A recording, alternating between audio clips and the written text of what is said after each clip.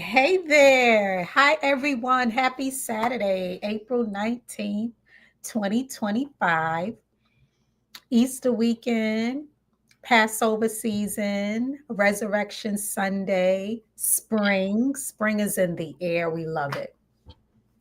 For those of you who are new to my show, my name is Shaquana. I have a wonderful show popping, the Sage Dragon Book Club, where I discuss thought provoking books, art, culture, just things that I'm really passionate about, mainly books, because I really have been doing a lot of reading. So, to launch kind of this show, I have been doing a series on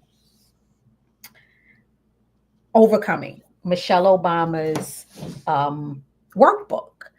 And it's been a great several weeks. We have been delving into the different topics. Just for any of you who you're just joining me for the first time, hey, thank you for listening in. We've been looking at all the different topics of this book. So, this book is a workbook that accompanied Michelle Obama's second book, The Light We Carry.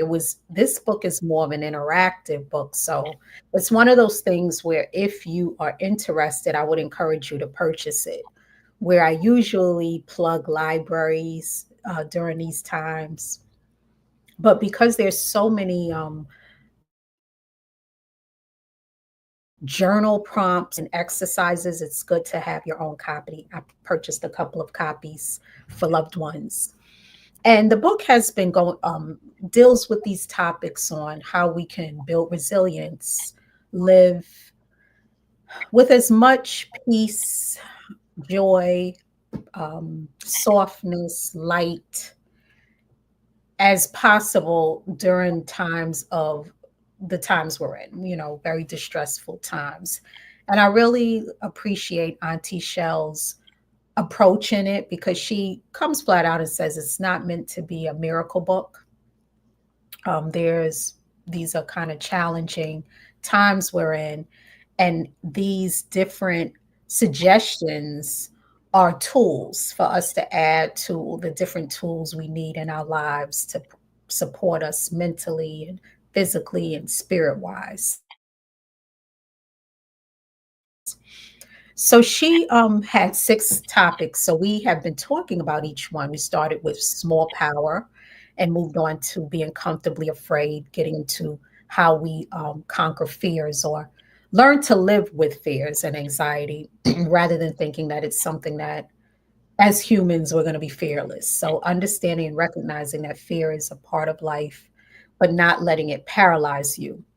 Then the next topic we talked about was source code, which is about the uniqueness of each of us and how we don't shrink from it, how we kind of look at what are flaws or perceived to be flaws, our traits, physical traits, intellectual, different gifts that we have, our stories, our traumas, how all of those things can be an asset. And that's kind of finding your source code. It's like understanding your fingerprint, that part of you that makes you unique that we sometimes shy away from. Really actually embracing that and figuring out how to use that to do good in the world and elevate ourselves.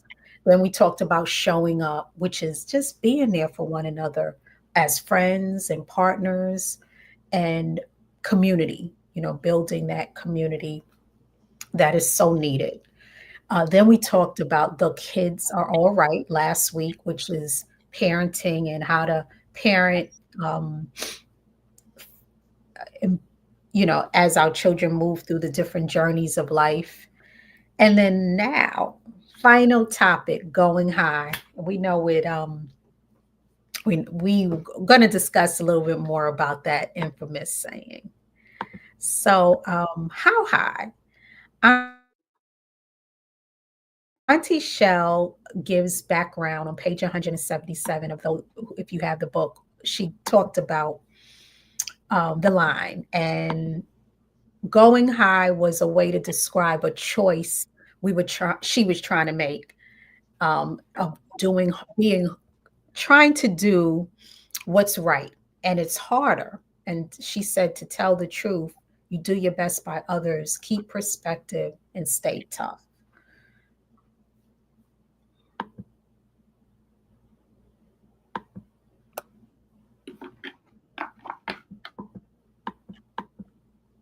And yeah, so it's kind of like working hard. It requires all the other tools. And that was something I'm sorry, I kind of lost my train of thought.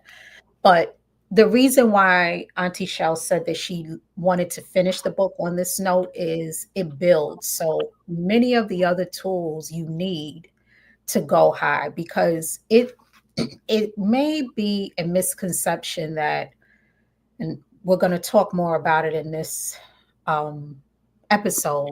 It's not about being weak. It's not about turning the other cheek and shrinking. It's taking a higher road, it's tapping into your higher consciousness, doing the right thing, not allowing yourself to go into this petty place, tit for tat. But that takes work. That is actually the harder road. And so you need to be able to deal with your fears, understand who you are, understand that source code, have a supportive network, have friends that can help you. You need all of those things. So that was another reason why she wanted to end it on this. And I think that that was a good approach. How can we go high? So, producer, can you move to the next slide?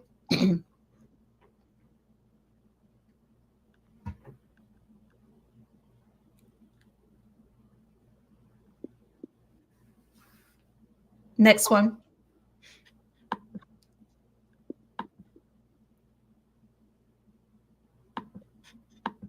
Okay. So, so ways of going high. So how, we can go high by developing a defense against haters and doubters. Finding your power in a situation is another way. Being brave and applying that consistency are all things that we can do. On pages 180 to 181, there's a writing exercise that encourages us to think about when you had a desire to lash out. And like I said, that's what I appreciated about going through the book in this topic, was there's a lot of kind of tools to help you go high. It's not just telling you, no, take the higher road, be the bigger person. You know how we used to hear those things growing up. Well, how do I do that? And be authentic to myself. So, taking pause and thinking about the fact that sometimes you might do something to lash out or to get back at a person that you feel maybe brought you stress, or is bringing you to a energy that you want to go low. Pausing, finding someone that you can talk to that's reasonable, that's not going to fan the flame further. Um, Writing, taking deep breaths, going on walks, pausing. Because another thing that I've heard once before, and I think it makes a lot of sense, is the only thing that happens in an instant is destruction. So if you think, a lot of times things that are bad and things that we regret collectively as a human race are things that people do in a second without thinking through. So there's a lot of emphasis on the importance of taking time. So techniques to process anger and rage are deep breathing. I'm really a fan of that. Just going back to the breath, going back to the breath. And I could remember years ago when I was in college, I had took a couple of courses on deep breathing and fire breaths by some really great Black metaphysic profession, people. Like, they were really, it wasn't so much a formal thing, but they were really, really trained in how to use the breath for health and healing. And if I felt so good doing it, some of those things, you kind of got to build it up. Humor is another way to process anger and rage. Thinking before speaking, observing the feeling to process it without reacting. A few shows back, it might have been Small Power. I talked about a great book called Emotional Agility by this psychologist named Susan David. And she talks a lot about how we can manage our emotions and feelings by stepping away from them and observing them and seeing what they're trying to show us. And it's a way to process it. Problem solve, like figure out what what is an approach. Like, I know I work in corporate America, I've worked in healthcare settings where I've dealt with microaggressions and discrimination and racism and all those nasty things that a lot of us are dealing with. And I would sometimes try to figure out how to, kind of navigate that, and having people that I could talk to about scenarios. And I was also a sounding board for others. And we would sit and we would strategize and problem solve how we were going to deal with it instead of just lashing out. And it helped. The problem might be the solving of the problem, may be getting you out of that environment. It may be figuring out a way to communicate it tactfully or filing a complaint. It depends, but there are solutions to our issues. Um, Anger management is another way that we can, um, process those. So encouraging encouraging everyone to look at different tools for processing anger.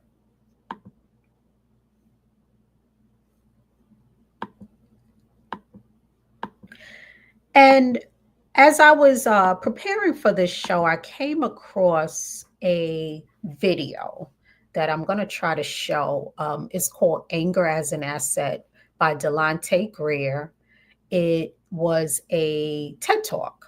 So, a producer, can you cue that up and show a couple of minutes of it, please? Thank you.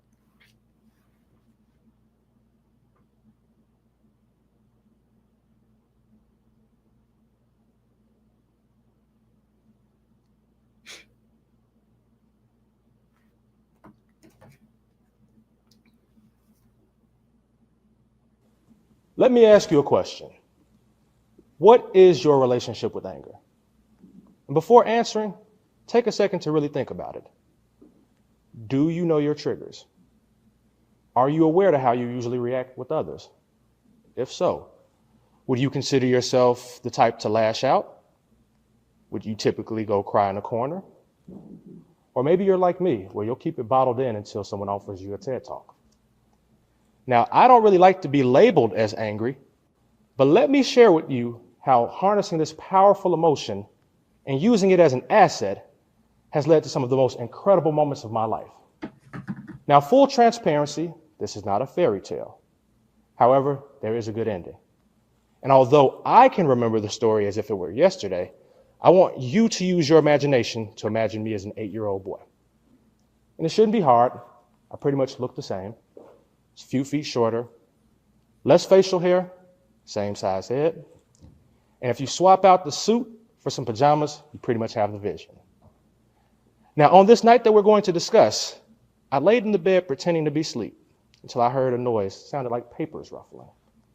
And I was an observant child, AKA nosy, but overall pretty introverted, a gifted student from a 2-parent household and raised in a deep Christian belief to love thy neighbor, turn all 4 cheeks, and most importantly, to mind my business. But on this night, none of that matters. I'd gotten accustomed to hearing my parents host card parties. So to hear a loud noise or hear the distinct sound of a card hitting a glass table was nothing new to me. However, on this night, something was off. This didn't sound like a competitive spades game, and the emotion in this man's voice was filled with so much anger that it somehow traveled through the walls and up my spine. And that brought me to attention. I paused my thoughts on which Power Ranger I wanted to be and started to make my way down the hall. And all I could hear was thump, thump, thump. And no, there wasn't the sound of my footsteps on the hardwood floor, but rather a violent noise that I heard from the other room that encouraged me to pick up the pace. And as I came around the corner, what I saw made me feel that I arrived in perfect timing. And I wedged myself in between two adults in an attempt to get them to stop fighting. Now, in hindsight, I don't know how effective I expected to be as an 8-year-old. But I did know that my intentions were good, and if I was there, no one would do anything to put me in harm's way. Or at least I thought. And the room went silent. So in my mind, I did it. I brought peace. It took me a few seconds to really process what was transpiring. As my brain started to sort through the fog that I now recognize as shock, I found myself face to face with the barrel of a gun. Producer, And can as you I stop continued, right there? So I am going to stop because I know we got a lot of content to get through. And I want to encourage you to listen to the rest of that video. As you can see, to me, the story was really compelling, about this little boy. I was just imagining we I remember being a kid and hearing adults fight. And I remember seeing something when I was a child, a family member really enraged. And it scared me. It's a very scary thing for children to see. So I was imagining it and visualizing him getting out, and then hearing adults having a party, the party going bad. Something in his senses told him to get up. Very intuitive as a kid. He followed his senses, and then he tried to wedge himself in between these adults, being a peacemaker, and had a gun to his head. So this particular video is called Anger as an Asset. So he explains how that experience at a young age led to him having a lot of built up rage and anger, and then how he felt about that, what he had to reckon with the anger and rage, and how he had to eventually be able to channel it. Something that, and it goes back to what this whole discussion about going high is, and why I wanted to bring it out here into the online space, is that we're not saying that anger is a bad emotion, because we tend to vilify certain emotions.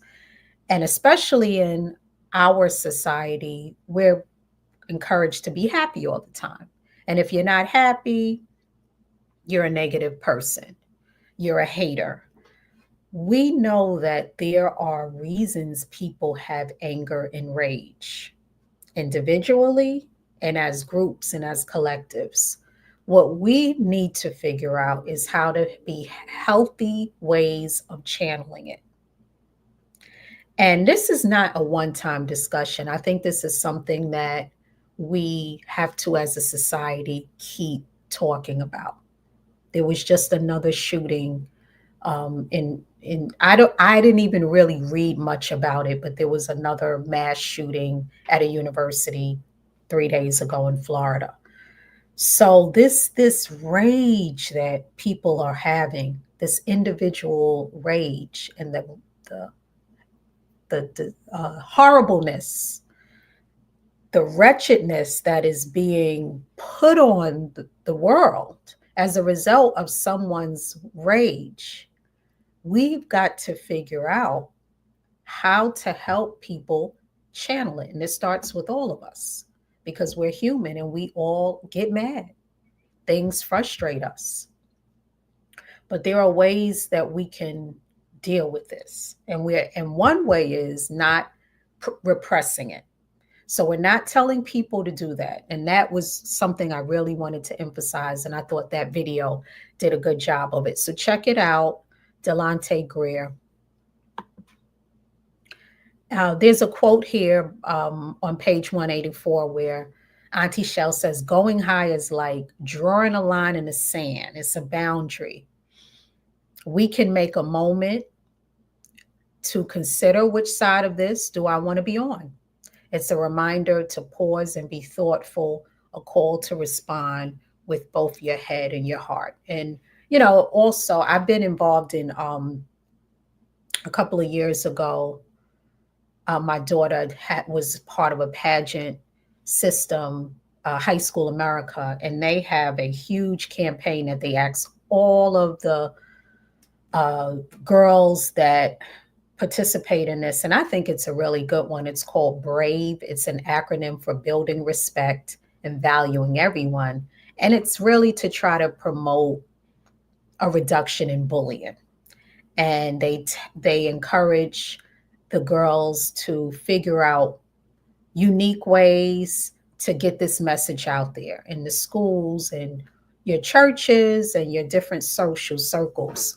And I actually took that same campaign and brought it into the places that I was in, the organizations that I was part of at the time, my workplace, and many people really appreciated it. So even with that, it's like we want to have respect for one another. And, Auntie Shell revealed that she was so disrespected, as was, her husband, who was the president at the time, and their children. And it was coming from some really nasty places. So it did take a lot of energy for her to go high. We do experience um, melanated people, different groups. If you have disabilities and maybe you're poor, I noticed that our society tends to try to have like this ick factor when it comes to people being hey Gordon. good to good to see you. Thanks for dropping in. Tend to be nasty towards people from lower such socioeconomic backgrounds, and will, make it like it's an ick factor. And I'm really kind of concerned about that, because as income inequality grows and there's more and more, is that going to be another way that we're dehumanizing people if they don't have access to $20 soaps, that we're making fun of them and causing them to feel lesser than because they don't have, and making them feel kind of enraged. So there's a lot of ways that people are going low, and it's further reasons why we need these tools to go high. I think I've emphasized this. It's vital to point out that going high doesn't mean allowing yourself to be disrespected. You're not to be a doormat. It's not turning the other cheek. I know the young man said in his video that was he was raised with that. I remember hearing Bernice King talk about her father's work in nonviolence, and how that's another misunderstood aspect of Dr. King's legacy, because that nonviolence approach, and there's been, um, during the times of the 50s and the 60s when King was promoting that in SNCC, there were groups that were against that. There's a book, um, these nonviolent tactics will get you killed, or something like that. So there were always people that weren't for it. And I can understand that. What Bernice King was saying was that was one tool in a larger framework for fighting for civil rights. They all had guns and they had means to promote themselves. So even they were not saying be a weak person. I can see why it may have come across to some people who didn't really understand the whole movement, how that, why they use that tactic at particular times, because some of those things were demonstrations. So they would pick a particular time, they're going to go do a sit in a Woolworth or in a particular location that they've prepared for. Yeah, thank you, producer. That nonviolent stuff will get you killed. How guns made the civil rights movement possible. It was a hand in hand. So they picked these strategic times to demonstrate to America the nastiness. Because sometimes when you hold a mirror up, if you're doing the action as well, it doesn't hit as hard.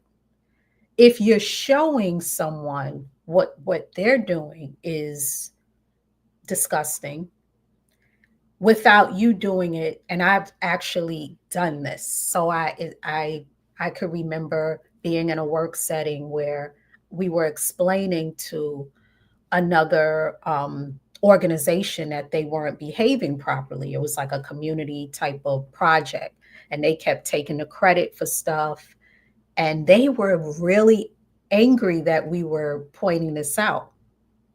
And then the person did it and caught herself and actually apologized to us even before we did anything, because we put the mirror up, we showed her the bad behavior, she recognized it and caught it. So that was a technique. That's basically my long winded way of saying when the nonviolence tactics were being done, they were particular dates and times. They didn't walk around like sitting ducks all day long. These were like, it was strategic. And it played a particular role in why we have some of the freedoms we have now. So it was never about us being doormats. Going high is not about allowing yourself to be a sitting duck. I want to show this other video, Standing Up for Yourself by Iyanla Vanzant. Producer, can you put that on, please?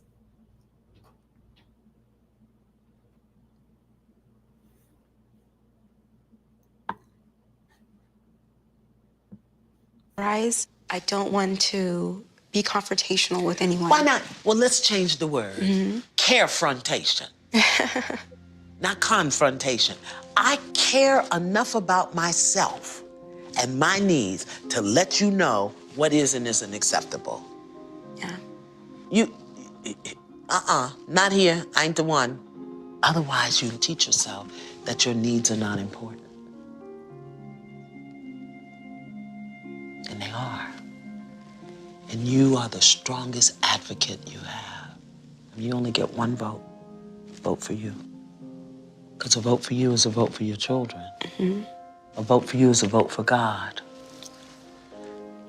Vote for you.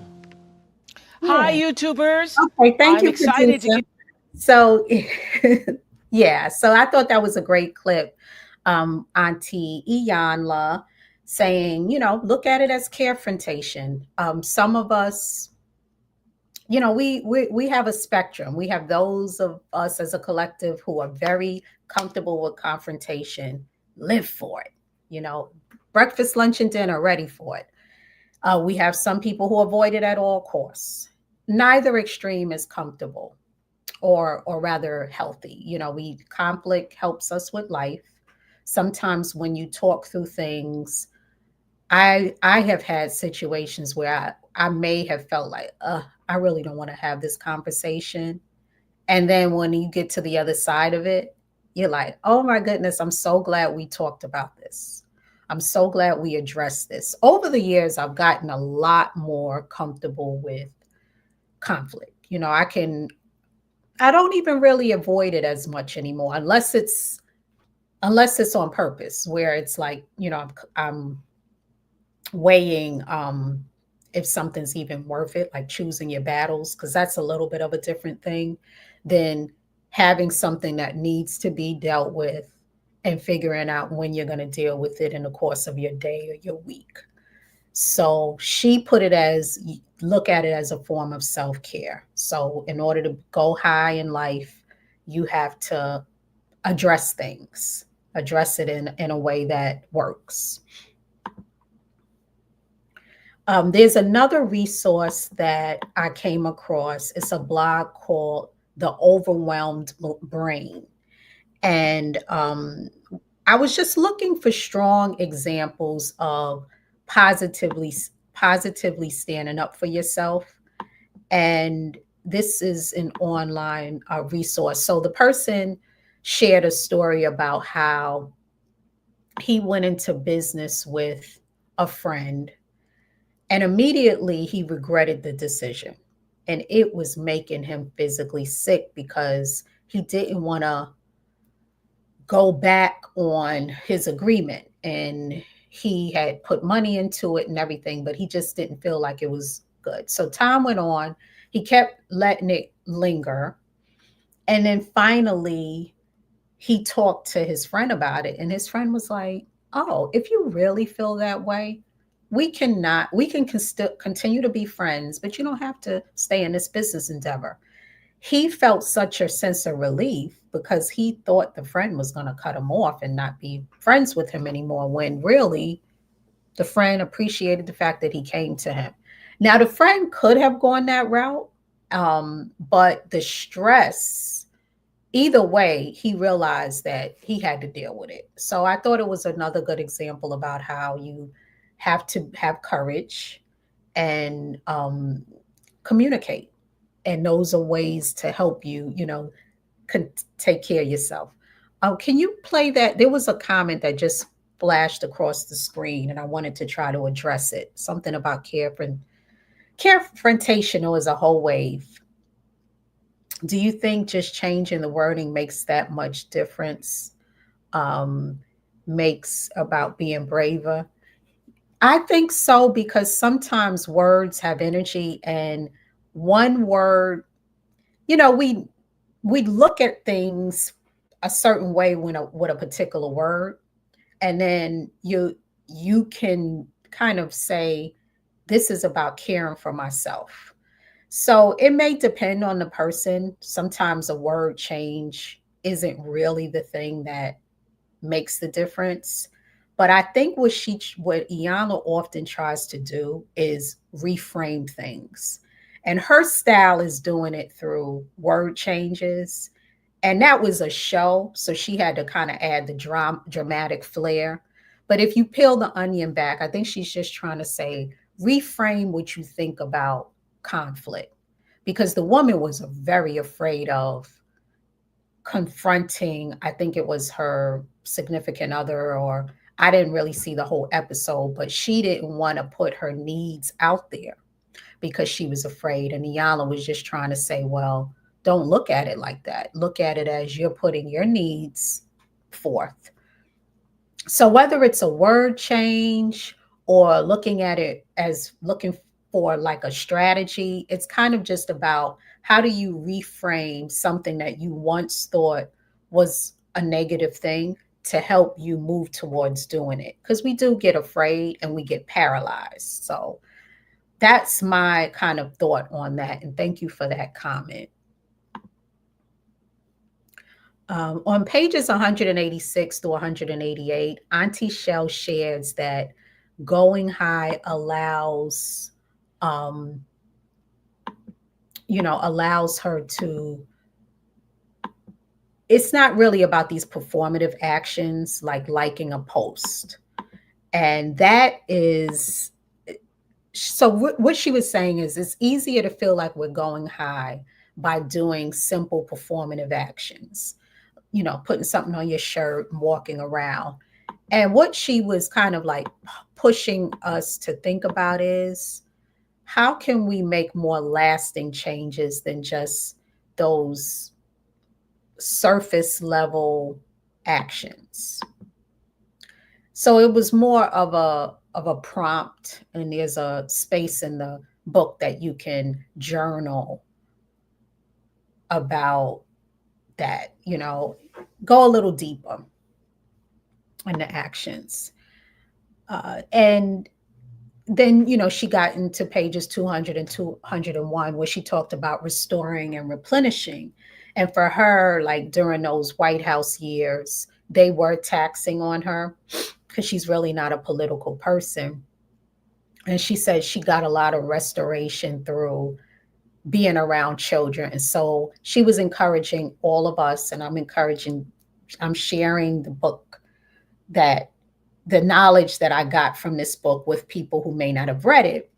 Yeah, so there's all kinds of images of her being with kids, because she said that that really is like would get her out of that White House bubble and get her from feeling depressed or kind of hopeless when it was all that tit for tat stuff happening. She would just kind of go out and maybe say, let me bring some kids into the White House, or let me go visit a school and try to like pay it forward.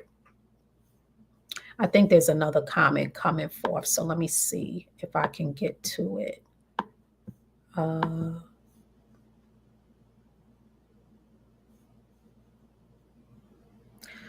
Anger as an asset. Never thought about that. Blacks are always made the villain for just plain feelings. The stereotypes are so unfair. Yes, exactly, Debbie.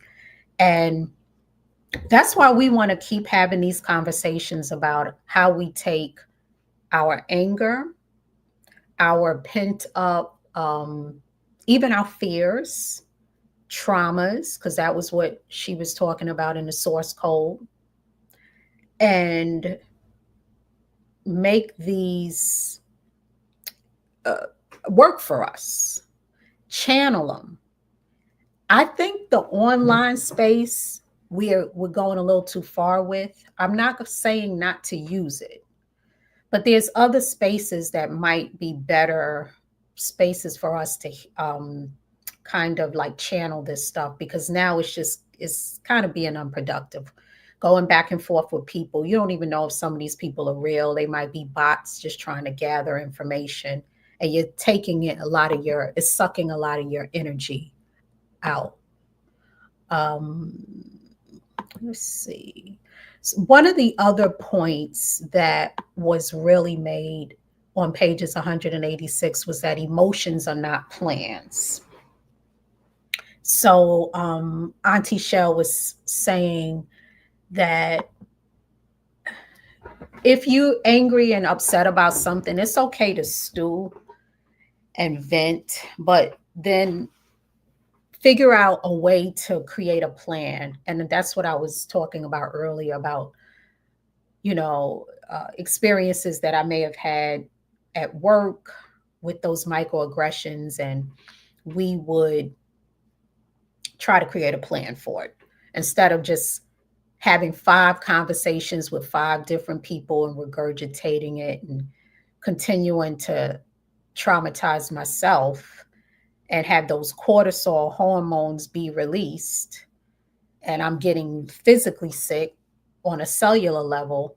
Creating action plans, which actually your oxytocin is being released, which is actually helping to heal you.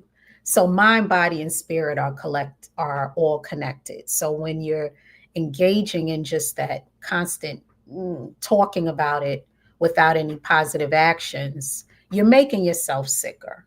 So that's why we want to also like move people along.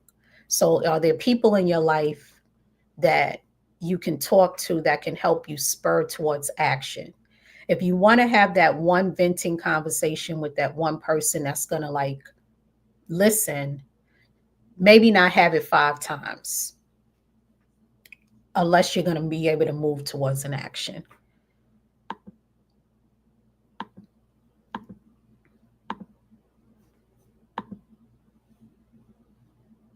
There was a really great suggestion on pages 200, 201 around, it was like these prompts she talked about with saying, where in your life could you do serious work in a joyful way? And are there ways to bring joy into your work? Because after talking about just expending the energy of going high, as you can see, a lot of the themes of the book is how do you restore yourself and replenish yourself? So finding the things that bring energy back to you, the people that do it, the activities, hobbies, exercising, doing things for enjoyment, taking deep breaths, anything that's just going to replenish you. Do more of that and identify what those are. There was a page, there's 3 questions: earn, save, spend. So, like looking at energy, how we look at money and currency. What gives you energy? How do you preserve your energy? And what do you spend your energy on? I did this leadership program last year called Catalyst, and they also spent a good amount of time on energy. And I was thinking that some of my colleagues might have thought, why are we talking so much about this? Almost thinking it's a little like fluffy. And then I thought about situations where people get burnt out and how costly that can be. And I thought about Will Smith and that whole blow up that he had and how regretful and remorseful he feels. And now, 10 years of not being able to go to the Oscars and deals that he missed out on. So, if you want to put it in a capitalistic view, you can. And I don't even think we need to look at things like that. But there's a very clear connection in not minding your energy, burnout happening, and how costly it could be financially for you. So, what gives you energy? If you're feeling burnt out, what can you do to preserve it? And what are you spending it on? And what's worth spending it on? And yeah, so I already talked about where in your life you can work in a joyful that way, and are there ways you can bring your work to. And I think about these things all the time. And lastly, I did pretty much every episode I've created a playlist because I love my music. So a going high playlist. We got Keep Rising by Kenny Burke. We got Higher Ground by Stevie Wonder. Bring me a higher love. Steve Winwood. Higher Tim's 20 Feet Tall, Erica Badu. Keep Your Head Up, Shaka Khan. Another Keep Your Head Up, Mary J. Blige. Higher, DJ Khaled and Nipsey Hussle. Let's Get Lifted, John Legend. Really, the whole Let's Get Lifted album. Higher Place, I played that a lot during the pandemic. Skip by Skip Marley. That was a really good album. Keep Your Head to the Sky, Earth, Wind, and Fire. Yeah, so dope playlists. I have mine on title, but check those tunes out to get you going high, taking that higher road. I know it's tough. It's easier to just be petty. It's a lot of petty folk out here doing petty stuff. But let's take the higher road so that we can move on and move to other areas of life that matter. So that wraps the Overcoming Book Club discussion. It has been a really great delving into this book. I think I'm going to continue to work on the exercises. I have these episodes. You can find them on my channel, Sage Dragon on YouTube. And the Real HD also has all these episodes online. So you can check out previous episodes and comment and share and like. We've got some great book reviews coming up, tours, interviews. I'm going to be reading next Matriarch by Tina Knowles. I also am currently reading, hold on a moment, uh, this book, Casualties of Truth, which is it's a fiction book. I like a lot of historical fiction. So this book is about apartheid in South Africa. And I'm actually reading a couple of books now. I reference the Ancient Generation, so I'll probably do a deep dive on that when how the great rewiring of childhood is causing an epidemic of mental illness. Very concerned about the anxiety levels of our youth. So I'm delving into that. And it's National Poetry Month. So I also purchased some poetry books 2 weeks ago, and I'll be doing some fun reviews of that. So, everyone, once again, have a great rest of your weekend, and that wraps the show.